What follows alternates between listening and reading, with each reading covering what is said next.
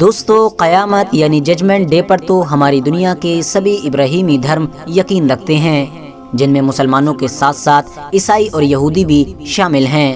یعنی ان تینوں ہی دھرموں کو فالو کرنے والے لوگوں کا یہ ماننا ہے کہ کبھی نہ کبھی ہماری یہ دنیا ضرور ختم ہوگی، اور کبھی نہ کبھی وہ دن ضرور آئے گا کہ جب ہماری دنیا میں رہنے والے ہر انسان سے اس کے اچھے اور برے کاموں کا حساب لیا جائے گا، اور اسی دن کو ہی قیامت یعنی ججمنٹ ڈے کے نام سے جانا جاتا ہے۔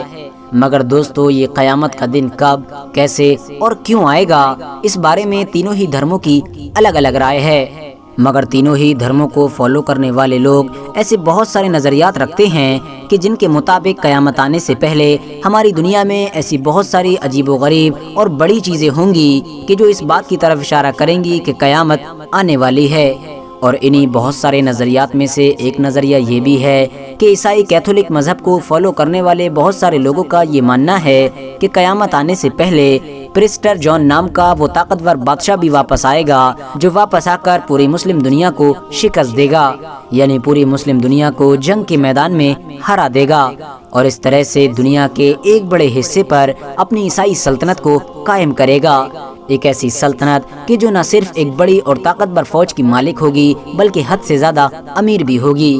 لیکن دوستو، اب سوال یہ ہے کہ آخر پریسٹر جان نام کا یہ بادشاہ ہے کون، اور اس بادشاہ کا بیک گراؤنڈ کیا ہے؟ آخر کیا وجہ ہے کہ کچھ لوگ اس کے واپس آنے کی امید رکھتے ہیں؟ تو چلیے پریسٹر جان سے جڑی ساری انفارمیشن آج کی اس ویڈیو میں شیئر کرتے ہیں۔ RH نیٹ ورک کے نالجبل فرینڈز، یہ کہانی ہے 12ویں صدی کے آخر میں اس وقت کی کہ جب یورپین دنیا مسلمانوں کے ہاتھوں بار بار صلیبی جنگوں میں ہار کی وجہ سے ٹوٹ چکی تھی۔ ان کے فوجی بری طرح سے مایوس ہو چکے تھے، اور اب ایسا محسوس ہو رہا تھا کہ شاید صلیبی جنگوں کا خاتمہ ہو جائے گا۔ مگر پھر اچانک سے اسی دور میں ہی یورپ کے کیتھولک چرچ میں رہنے والے کچھ پادریوں نے اپنے عام عیسائی لوگوں کو ایک ایسے خط کے بارے میں بتایا کہ جس خط کی وجہ سے نہ صرف ساری صلیبی جنگوں میں ایک بار پھر سے بڑی تیزی کے ساتھ جان بڑھ گئی، بلکہ ساتھ ہی ساتھ اس خط نے ہی ہماری دنیا کے اگلے 300-400 سال کے اتہاس کو پوری طرح سے بدل کر رکھ دیا تھا۔ اس خط نے وہ سب کچھ کیا کہ جس کی شاید کسی نے امید بھی نہیں کی تھی۔ دراصل دوستو، پادریوں نے عام لوگوں کو بتایا کہ ہمارے پاس ایک بادشاہ کا خط آیا ہے، جس بادشاہ کا نام پریسٹر جان ہے۔ یہ ایک ایسا طاقتور بادشاہ ہے کہ جو ہماری دنیا کے ایک گمنام بڑے علاقے پر حکومت کرتا ہے۔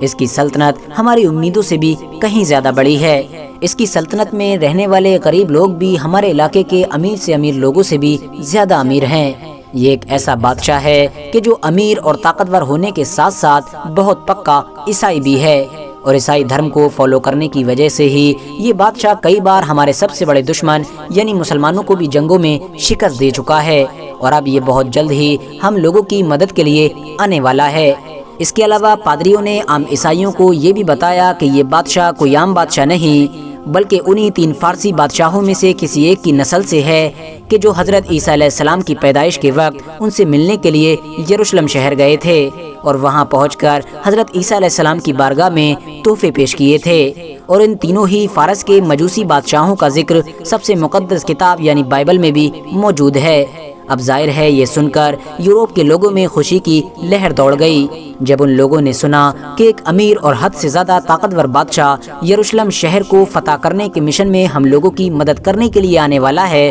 تو وہ لوگ ایک بار پھر سے تر و تازہ ہو گئے۔ وہ تمام عیسائی فوجیں کہ جو پچھلے کچھ سالوں سے لگاتار صلیبی جنگوں میں مسلمانوں سے ہار کی وجہ سے ٹوٹ چکی تھیں، اب وہ ایک بار پھر سے جڑنا شروع ہو گئیں۔ دیکھتے ہی دیکھتے یورپ کے الگ الگ علاقوں کی چھوٹی چھوٹی فوجوں نے ایک جگہ پر اکٹھا ہونا شروع کر دیا، اور اس طرح سے اب یورپ کی ایک بڑی فوج تیار ہو چکی تھی۔ اور یہ فوج اس لیے تیار ہوئی تھی تاکہ جیسے ہی پریسٹر جان نام کا وہ طاقتور بادشاہ آئے تو اس کے ساتھ مل کر ہم لوگ بیت المقدس یعنی یروشلم شہر کو فتح کریں۔ مگر حد سے زیادہ انتظار کرنے کے باوجود بھی یہ بادشاہ کبھی نہ آ سکا، کیونکہ یہ بادشاہ تو ہماری دنیا میں کبھی تھا ہی نہیں، بلکہ یہ صرف اور صرف ایک فکشنل کریکٹر تھا۔ مگر حیرانی کی بات یہ ہے کہ اس کے باوجود بھی پورا کا پورا یورپ اگلے 300-400 سالوں تک پریسٹر جان نام کے اس طاقتور بادشاہ کے آنے کا انتظار کرتا رہا تھا، اور اس پورے دور میں نہ صرف اس بادشاہ کے نام پر بڑی بڑی فوجیں اکٹھی کی گئیں، بلکہ ایک بڑا چندہ بھی اکٹھا کیا گیا۔ اس کے علاوہ یورپ کے لوگوں نے نہ صرف اپنے بچوں کو پرسٹر جان کی بہادری کے قصے سنانا شروع کر دیے تھے، بلکہ یورپ کی شاعری میں بھی اس دور میں صرف اور صرف پرسٹر جان کی بہادری کا ہی ذکر ملا کرتا تھا۔ یہاں تک کہ کچھ یورپین لوگوں نے تو پرسٹر جان کی سلطنت کو ڈھونڈنے کے لیے لمبے لمبے سفر کرنا بھی شروع کر دیے تھے تاکہ کسی طرح سے اس کو ڈھونڈ کر اس سے مدد لی جا سکے۔ کچھ لوگوں نے کہا کہ پرسٹر جان کی سلطنت ہندوستان کے ہی کسی علاقے میں موجود ہے، تو کچھ نے کہا نہیں، ہندوستان نہیں بلکہ دنیا کے کسی الگ علاقے میں ہی پرسٹر جان کی سلطنت موجود ہے۔ مگر یہ بات کوئی بھی اچھی طرح سے نہیں پتہ لگا سکا کہ آخر پرسٹر جان کون ہے اور اس کی سلطنت کہاں پر موجود ہے۔ اس کے بعد 13ویں اور 14ویں صدی میں جب چنگیز خان کی منگول سلطنت نے پوری دنیا میں قبضہ کرنا شروع کیا تو کچھ پادریوں نے چنگیز خان کو بھی پرسٹر جان بتایا، اور اس کے بعد کچھ پادریوں نے اس کے پوتے یعنی ہلاکو خان کو بھی پرسٹر جان کے طور پر پیش کیا۔ مگر ظاہر ہے یہ دونوں نہ تو عیسائی کیتھولک مذہب کو فالو کیا کرتے تھے اور نہ ہی ان کی سلطنت لمبے وقت تک باقی رہ سکی تھی، اسی لیے یہ دعویٰ بھی جھوٹا ثابت ہو گیا تھا کہ ان دونوں میں سے کوئی انسان پرسٹر جان ہے۔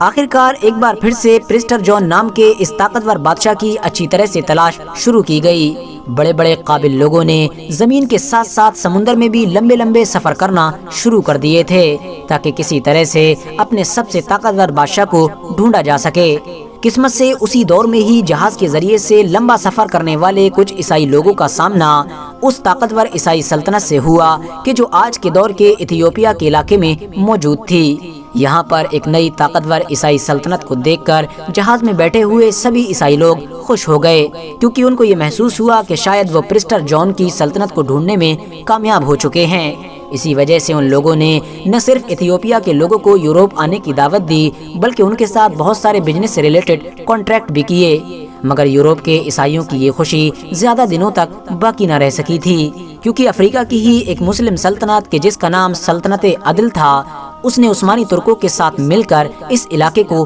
فتح کر لیا۔ پرتگالیوں نے بہت کوشش کی کہ وہ اس سلطنت کو کسی طرح سے بچا سکیں، مگر وہ اس مسلم سلطنت اور سلطنت عثمانیہ کو نہ ہرا سکے۔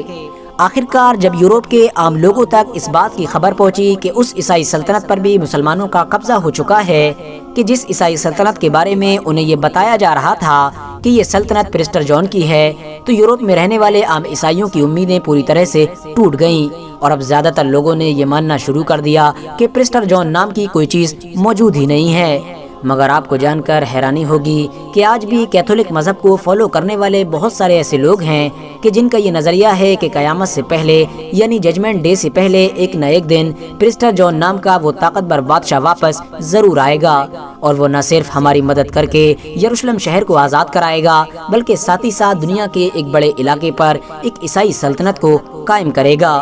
فی الحال دوستو، آج کی اپنی ویڈیو کو ہم یہیں پر ختم کرتے ہیں۔ ویڈیو پسند آنے پر نہ صرف ویڈیو کو لائک کریں بلکہ اپنے فرینڈز کے ساتھ بھی ضرور شیئر کریں، اور اسی طرح کی نالجبل اور ہسٹوریکل ویڈیوز ہمیشہ دیکھنے کے لیے ہمارے اس چینل کو سبسکرائب کر کے ساتھ ہی میں بیل آئیکن کو بھی پریس کر دیں۔